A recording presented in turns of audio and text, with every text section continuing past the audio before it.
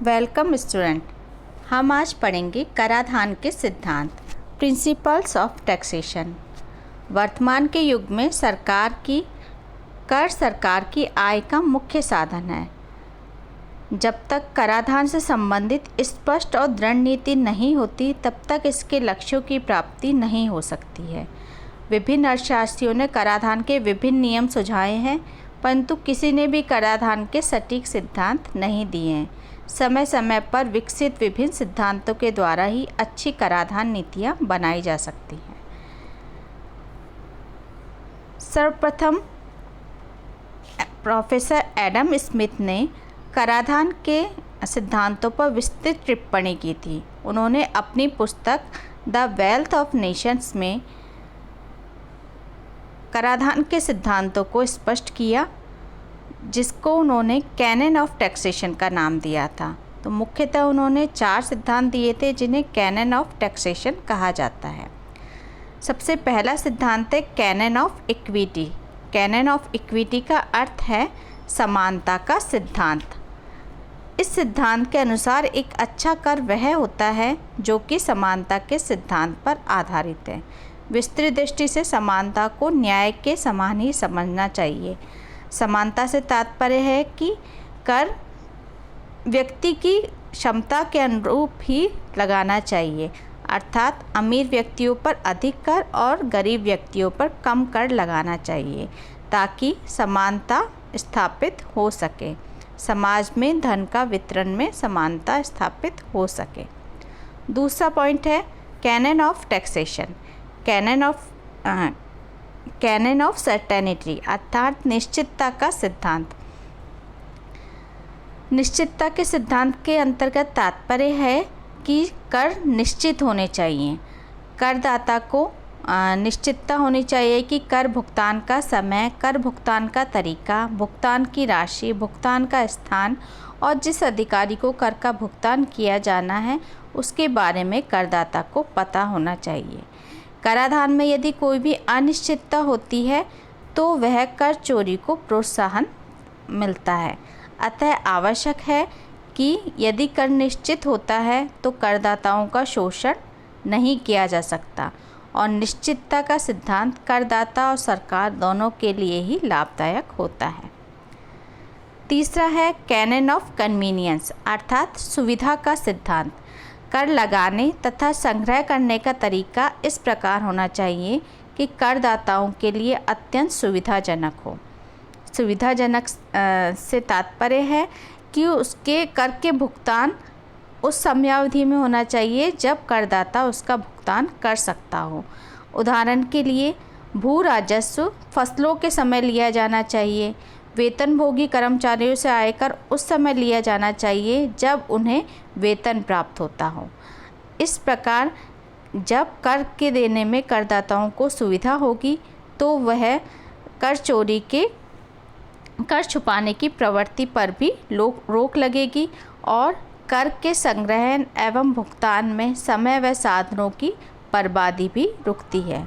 अतः सुविधा का सिद्धांत करदाता और सरकार दोनों के लिए बहुत महत्वपूर्ण होता है। चौथा पॉइंट है कैनन ऑफ इकोनॉमी। इकोनॉमी का अर्थ है मितव्ययता।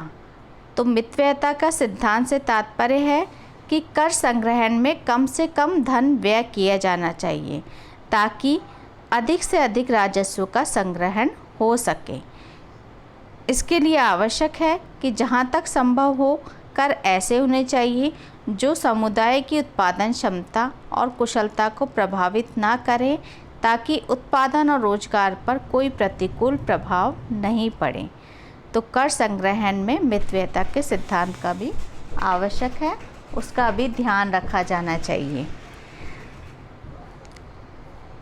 इन चारों सिद्धांत के अतिरिक्त भी अन्य सिद्धांत हैं जिनको हम प्रिंसिपल्स ऑफ टैक्सेशन के अंतर्गत रखते हैं। नेक्स्ट पॉइंट है हमारा द एबिलिटी टू पे प्रिंसिपल्स। यह पॉइंट हमारा समानता के सिद्धांत से ही संबंधित है कि कर भुगतानकर्ता के सामर्थ्य के अकॉर्डिंग होना चाहिए, अर्थात अमीर व्यक्ति से अधिक कर लेना चाहिए, और गरीब व्यक्ति से कम कर लेना चाहिए।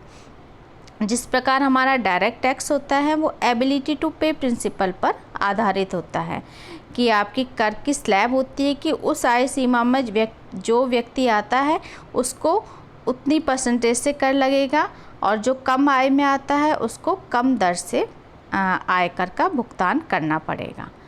तो एबिलिटी टू पे प्रिंसिपल के आधार पर ही कर का भुगतान होना चाहिए। नेक्स्ट पॉइंट है हमारा फ्लेक्सिबिलिटी। फ्लेक्सिबिलिटी का अर्थ है कि जो कर है वो कर में लोचशीलता होनी चाहिए। यह सिद्धांत प्रतिपादित करता है कि कर इस प्रकार लगाए जाने चाहिए कि उनके द्वारा एकत्र होने वाली राशि को समय समय आवश्यकता अनुसार कम से कम असुविधा से घटाया बढ़ाया जा सके। अर्थात जो कर है वो लोचशील होना चाहिए कि कर की राशि को सरकार आसानी से बढ़ा सके और घटा सके। नेक्स्ट पॉइंट है हमारा बेनिफिट प्रिंसिपल। बेनिफिट प्रिंसिपल यानी लाभदायकता का सिद्धांत।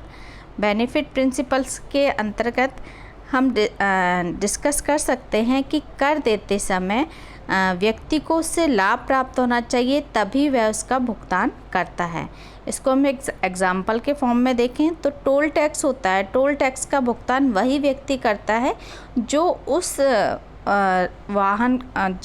उस रास्ते का उपयोग कर रहा होगा, तभी वो बेनिफिट प्रिंसिपल है कि उसने उस रास्ते का उपयोग किया, उस वस्तु का उस सड़क का उपभोग किया, तो उसके बदले में वो टोल टैक्स का भुगतान करेगा। तो बेनिफिट प्रिंसिपल पर कर आधारित होने चाहिए। अर्थात कुछ कर ऐसे होते हैं जो कि व्यक्ति की लाभदायकता से संबंधित होते हैं। यदि व्यक्ति उनसे प्रॉफिट उठाता है तभी वह उनका भुगतान करेगा। नेक्स्ट पॉइंट है हमारा डाइवर्सिटी। डाइवर्सिटी अर्थात विविधता का सिद्धांत। इस सिद्धांत के अनुसार देश की कर व्यवस्था में विविधता होनी चाहिए। कर का बोझ विभिन्न वर्ग के लोगों पर वितरित होना चाहिए। कर भुगतान का बोझ एक समूह पर केंद्रित नहीं होना चाहिए, जिससे कि प्रत्येक करदाता अपनी क्षमता के अनुसार सरकारी खजाने में अपना योगदान दे सके। अतः आवश्यक है कि जो कराधान व्यवस्था है उसमें प्रत्यक्ष अप्रत्यक्ष करों का उचित मिश्रण होना चाहिए। नेक्स्ट पॉइंट है हमारा सिंपलिसिटी अर्थात सरलता का सिद्धांत कि प्रत्येक कर है वो सरल होने चाहिए, जिसे साधारण व्यक्ति भी समझ सकें। प्रक्रिया सरल होनी चाहिए, प्रत्येक व्यक्ति सरलता से इसकी गणना कर सके, क्योंकि यदि कर प्रणाली जटिल होगी तो करदाताओं को इसे समझने के लिए कर विशेषज्ञों की सहायता लेनी पड़ेगी। इससे कई प्रकार की अनियमितताएं पैदा होंगी। इस प्रकार हम कह सकते हैं कि जो कर व्यवस्था है वो सरल होनी चाहिए, सुविधाजनक होनी चाहिए, ताकि आसानी से करदाता उसको समझ सके, उस प्रक्रिया का निर्वहन कर सके। नेक्स्ट पॉइंट है कॉस्ट इफ़ेक्टिव अर्थात लागत है वो प्रभावी होनी चाहिए कि आपका जो टैक्स लग रहा है वो कॉस्ट को जो टैक्स लग रहा है वो इस तरीके से लागत को प्रभावित करने वाला होना चाहिए कि सरकार उसके माध्यम से जो पर्याप्त है वो आय की प्राप्ति कर सके। नेक्स्ट पॉइंट है फिस्कल एडिक्वेसी। फिस्कल एडिक्वेसी यानी राजकोषीय पर्याप्तता। सरकार जो कर लगाए जाएं वो इस तरीके से लगाए जाएं कि उनसे प्राप्त राशि से राजस्व की पूर्ति हो सके। अर्थात कर की मात्राएं, कर में इतनी विविधताएं होनी चाहिए कि वो पर्याप्त रूप से कर राशि को प्राप्त कर सके, ताकि सरकार को सार्वजनिक व्यय करने के लिए जो राजस्व है वो उसकी प्राप्ति, सरकार के पास पर्याप्त रूप से राजस्व की प्राप्ति हो सके। यदि कोई अनुत्पादक कर है तो सरकार को उसे हटा करके उत्पादक कर लगाया जाना चाहिए। लास्ट पॉइंट है हमारा कोऑर्डिनेशन। कोऑर्डिनेशन अर्थात समन्वय का सिद्धांत। इस सिद्धांत के अनुसार विभिन्न कर अधिकारियों द्वारा लगाए जाने वाले करों में समन्वय होना चाहिए कि भारत जैसा देश है उसमें केंद्रीय सरकार भी कर लगाती है, राज्य सरकार भी कर लगाती है और स्थानीय निकायों द्वारा भी कर लगाए जाते हैं। तो इस प्रकार से जो विभिन्न कर हैं उनमें समन्वय होना चाहिए, अन्यथा कई बार करदाता को एक ही कर है वो दोबारा देना पड़ सकता है, जो उसके लिए असुविधाजनक होगा। इस प्रकार जो सारे कर हैं उनका भुगतान में समन्वय होना चाहिए। जो केंद्र सरकार को भुगतान करने हैं कर, उस व्यक्ति को पता होना चाहिए, जो राज्य सरकार को देने हैं वो उसे पता होना चाहिए। तो इस प्रकार ये सारे सिद्धांत हैं वो जो अच्छी कराधान नीति के लिए आवश्यक है, परंतु कोई भी कर व्यवस्था इन लक्षणों से पूर्ण नहीं है। सब में कुछ ना कुछ कमियां रह जाती हैं। प्रोफेसर डाल्टन ने जैसे कहा है कि the best system of taxation from economic point of view is that which has the best और the least bad economic effect. आर्थिक दृष्टि से वही कराधान व्यवस्था उत्तम होती है जिसके अधिकतम उत्तम तथा न्यूनतम खराब प्रभाव हो। अर्थात जितना हो सके जो कर व्यवस्था है उससे अधिकतम प्रभाव मिलने चाहिए, अधिकतम लाभदायकता मिलनी चाहिए, अथवा न्यूनतम खराब प्रभाव हो। अर्थात कम से कम नुकसान होना चाहिए, कम से कम अपव्यय होना चाहिए, लोगों का असुविधा कम से कम होना चाहिए। इसलिए कर नीति बनाते समय प्रत्येक कर अधिकारी को इन सिद्धांतों का ध्यान रखना चाहिए ताकि सरकार लोगों को अधिकतम सामाजिक लाभ दे सके और लोक कल्याणकारी भावना के आधार पर कार्य कर सके। Thank you.